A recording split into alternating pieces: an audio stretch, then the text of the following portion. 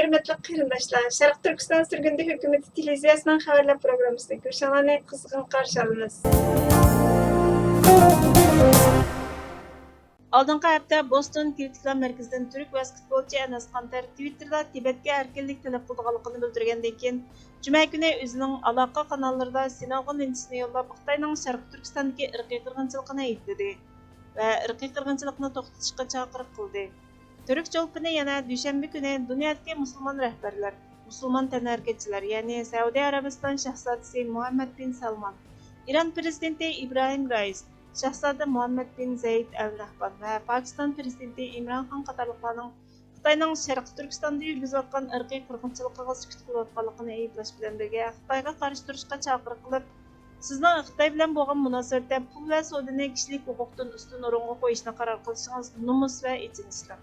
Siz o'zingizni musulmon deb ko'rgazma qilyapsiz. Musulmonlarga ko'ngil bo'lmayapsiz. Sobiq dunyo boks cho'lpini Amir Khan, NBA'ning simbolgisi Karim Abdul-Jabbar va dunyo futbol cho'lpini Muhammad Salah.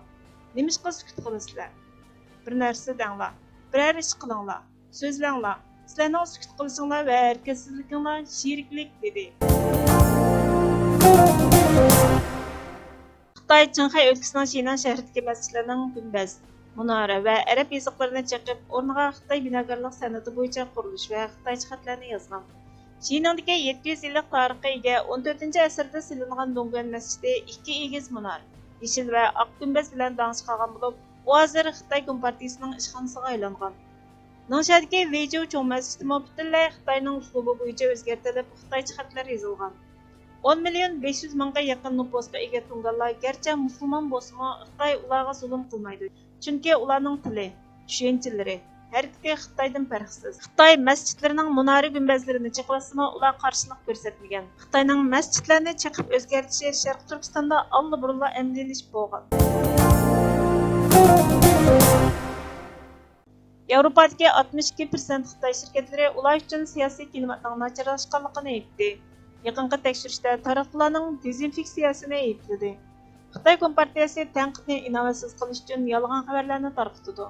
Xitoy savdo uyushmasining Yevropa ittifoqidagi maslahat berish shirkati Roland Bergerning dokladida Yevropa ittifoqida Xitoy shirkatlarining tijorat qilishining qiyinlashganligini, Xitoy shirkatlari uchun texnik yaxshi tijorat muhitining bo'lishini talab qildi.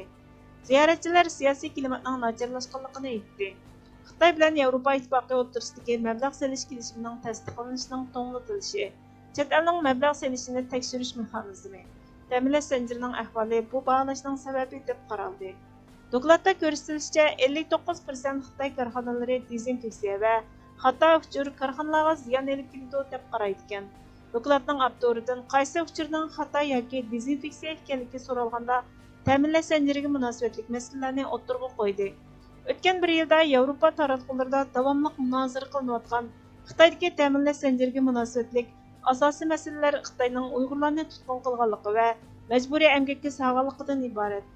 2020-yildagi tekshirish dokladidan qaraganda Xitoy hukumati Uyg'ur xalqini kam deganda 82 danglik markaning ta'minlash zanjiridagi zavodlarda ishlashga majburlagan. 2021-yilda Yevropa ittifoqi Uyg'ur va boshqa turkiy xalqlarga irqiy qirg'inchilik yurgizish jinoyatiga chetishliq 4 Xitoy amaldorini jazolagan bo'lib, Xitoymo Yevropadagi siyosiy yo'llarni jazoladi. Buningga javoban Yevropa parlamenti Xitoy bilan Amerika o'rtasidagi mablag' solish to'g'risidagi o'rtaq kelishimni tasdiqlashni vaqtincha to'xtatishni qaror qildi. Hozir Yevropa ittifoqining Xitoyga qaratgan siyosati savdoni ilgari surishga emas, balki kishilik huquqqa bakrak ahamiyat berdigandek qiladi.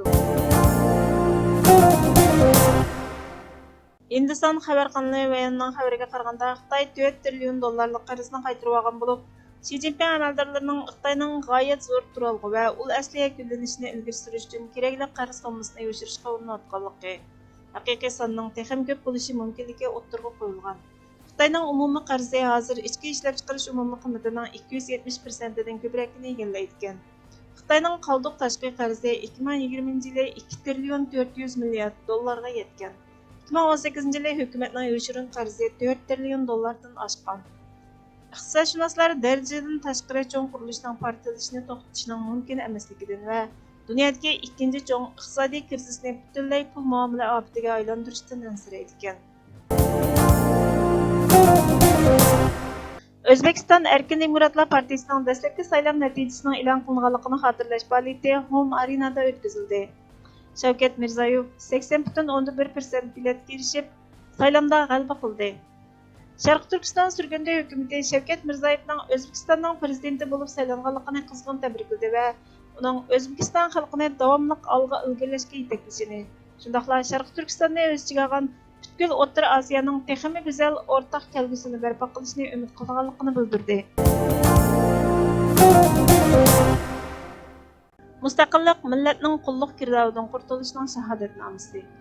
Asorat okeanisiga g'arq bo'lib yutilmaydiganligining kafolati. Mustaqillik har turli ideologiyalar oldida siz bitirishga bo'lmaydigan siyosiy nishon. Fido qilib bo'lmaydigan oliy g'oya. U qandaqdir voz kechilish badaliga qurbon qiladigan chorpay qimmatidagi mol chorva emas.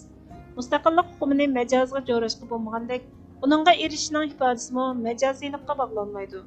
Uning haqiqatligi quyosh misoli ism va jismda bir gavdadirki, majoz va kinoyalarning, tashbih metaforalarning obyekti bo'lgan oyga o'xshab qolmasligi. Hech qachon oyning darajasiga tushirilmasligi lozim. Chunki quyoshning haqiqatligi faqat va faqat quyosh va gavdasining ko'kda parlab turishidek shakl va mazmunida, qurilma va funksiyasida ochiq, konkret va real bo'lishi taqozodir. U ay misoli adabiyotchining qo'liga tushganda qaysi shaklga kirgizib olsa bo'laveradigan, nima uchun yo'g'rilganligi vaziyatga qarab izohlanib olsa, istagan g'izoga, istagan shakldagi yemakka ahvoliga qarab o'zgartirib olsa bo'ladigan, bo'ldirilmish xamirga aylanib qolsa bo'lmaydi. Aylangan taqdirda allburun uning haqiqati buzilib tashlangan, mohiyatidan yiroqlashib, yotlashtirilgan bo'ladi. Majaz va kinoyalar haqiqatning haqiqatini tushunish uchun xizmat qildirilmaganda, saxtalikning, aldamchilikning va hiyla-mikrning suiiste'mol vositasi bo'lib qolishi, xiyonatning abdi bashirisini yapadigan yo'piqqa aylanib ketishi hech gap emas.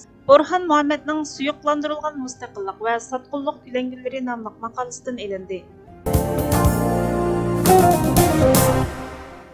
Hurmatli ko'ruvchilar, xabarlarimizni ko'ngillar uchun ko'p rahmat. Kelar qitimli programmamiz ko'rishguncha Allohga omonat bo'linglar.